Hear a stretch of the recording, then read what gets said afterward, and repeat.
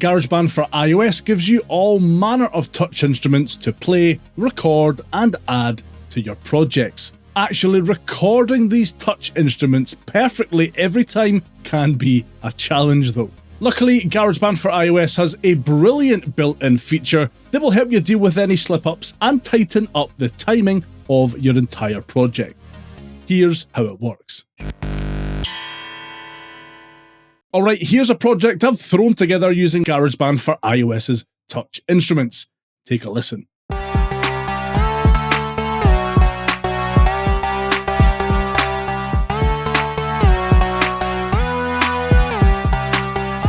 You get the basic idea. There are a ton of timing issues there.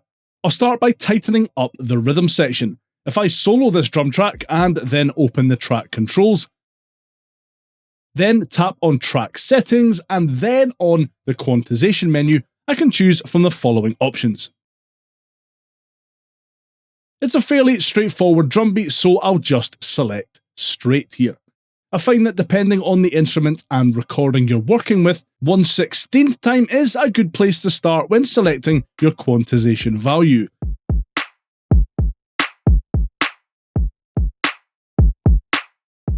It's better, but I'll try the 1/8th note option too.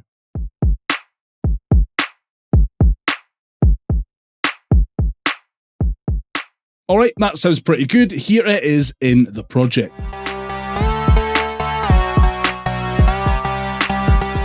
So that synth track is still out of time. I'll solo it and head back into the controls for this track. Opening the quantization menu, I'll again select straight and choose the 1/16th note option and see how that sounds.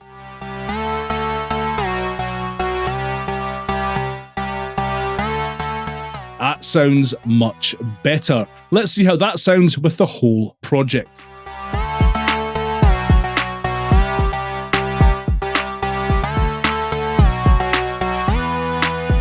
Much, much better. That's a quick overview of how to get to grips with quantization in GarageBand for iOS. Let me know if you already use this feature down in the comments and give that like button a good hard slap while you're down there. I really appreciate it and it helps more people see this video. Now, if you're just getting started with GarageBand on iPad or iPhone or just want a refresh on the basics, watch this video next.